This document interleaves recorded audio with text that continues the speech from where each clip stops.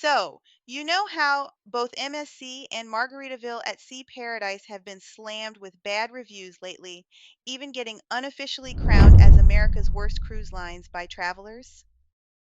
Well, it got me thinking, are these cruise lines getting a bad rap because of perception? And because of that, are we just judging them unfairly compared to their peers? Do they actually share more similarities than differences? Let's talk about it.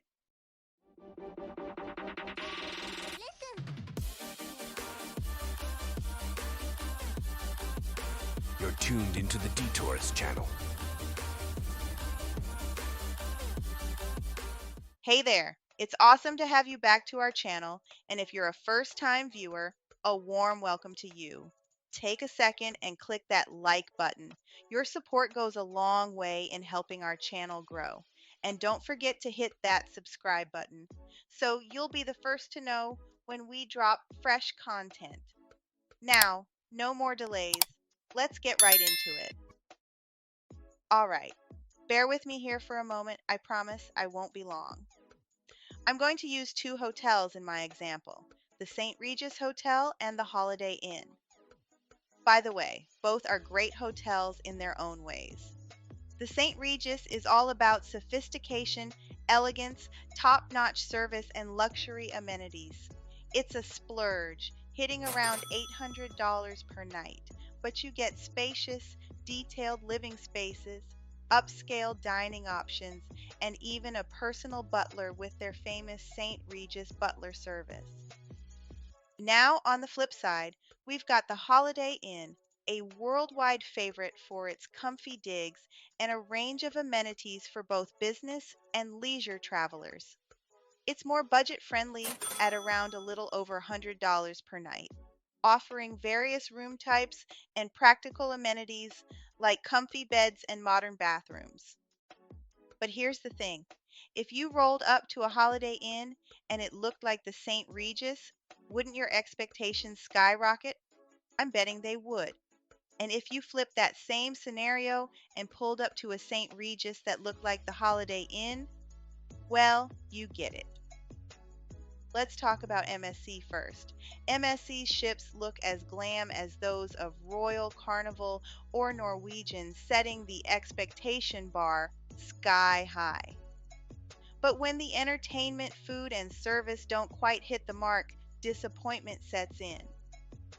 We fell for it too, expecting the world based on the ship's jaw-dropping looks. If you take away the stunning ships and rate MSC solely on entertainment, food, and service, it falls short, way short, and no longer competes with the others in my opinion.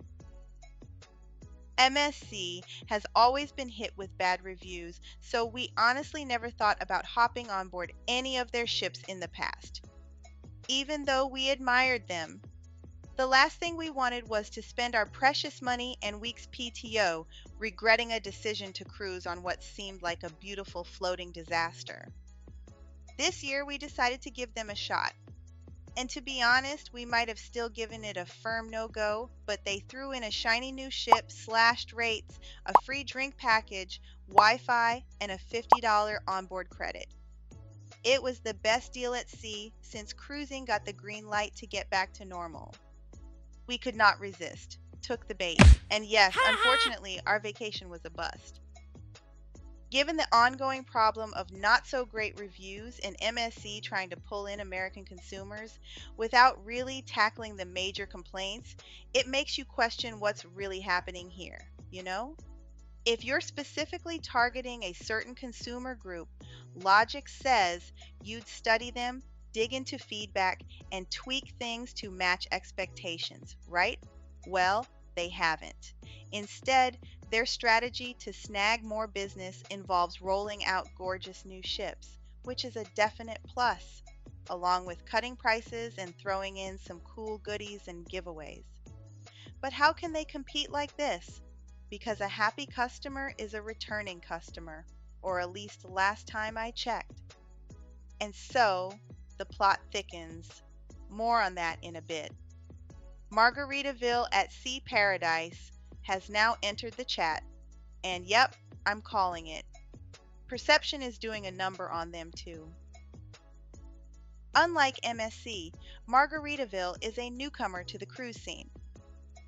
The Margaritaville brand is all about laid back luxury, covering hotel resorts, all inclusive spots, residences, restaurants, and now they've dipped their toes into cruising with their debut vessel, the Margaritaville at Sea Paradise.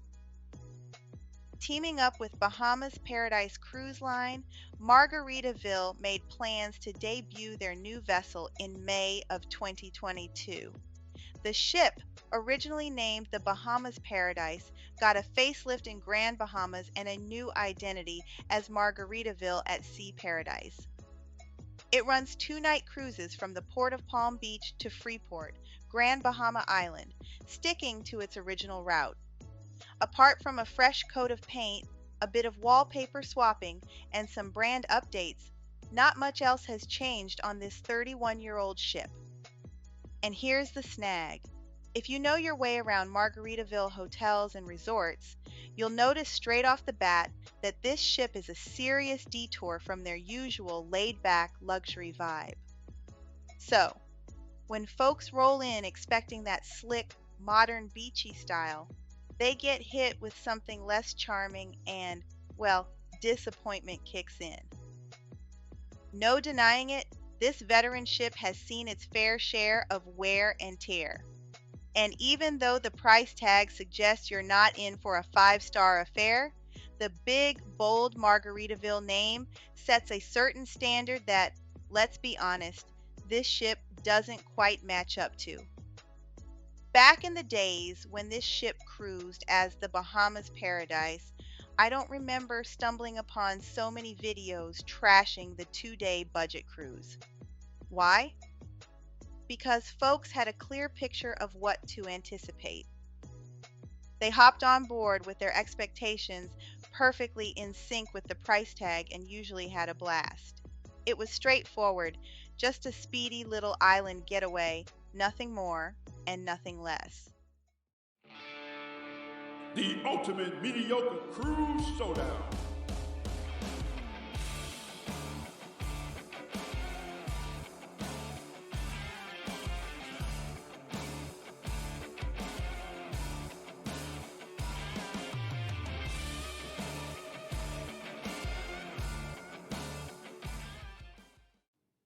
Ready.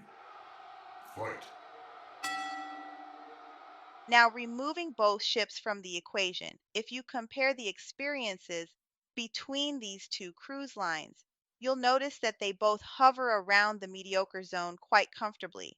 Whether it's the food, entertainment, or service, it's all just, pretty basic, making them more similar than different in that aspect. You suck. Going back to my initial point about MSC being aware of the numerous complaints and not doing anything about them makes me wonder who exactly their target American consumer is. The same question applies to Margaritaville too. To me, it's pretty clear that they're not gunning for Carnival, Royal, and Norwegian cruise lines. Dare I say that they're actually in competition with each other? And this competition isn't for the seasoned cruisers who've seen it all for obvious reasons. Nope, in my opinion, it's aimed at folks who haven't dipped their toes into cruising yet, but are curious to give it a shot. These are the people without a cruise frame of reference, so if MSC and Margaritaville can lure them on board with an enticing deal, they might just lock in their own loyal squad of repeat cruisers. Listen, there are tons of folks out there that just stick with the first cruise line they try, especially if they have a good time. You wouldn't believe how many people I meet who've been on a bunch of cruises with one brand and never bothered to check out any of the others. They're totally happy with what they know. MSC and Margaritaville seem to get that convincing die-hard Carnival fans, the loyal to Royal crew, and NCL enthusiasts is a tough gig.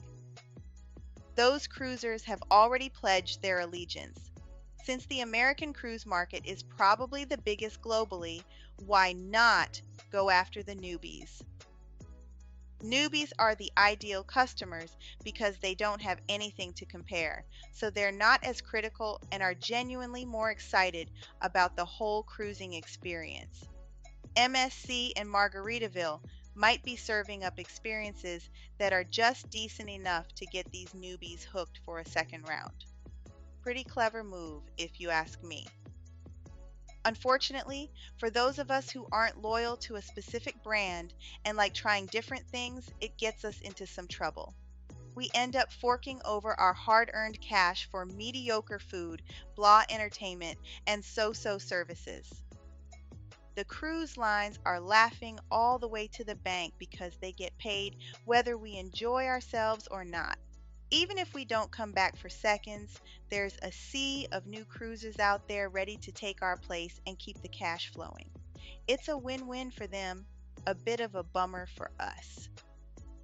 Thinking back to when I took my first cruise aboard the Discovery Sun in the mid-90s, a ship much like the Margaritaville at Sea Paradise, I can tell you that was the trip that really ignited my love for cruising.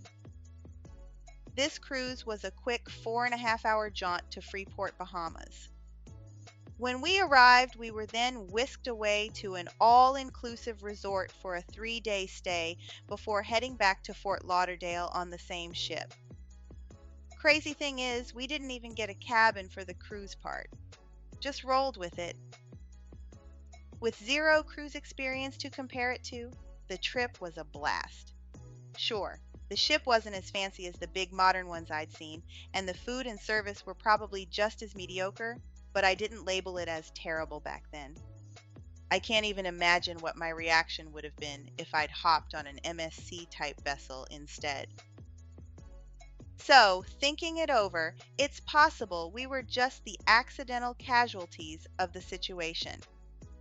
And maybe we jumped the gun on judging MSC and Margaritaville at sea so harshly, because truth be told, these cruises weren't really tailored for the seasoned cruisers.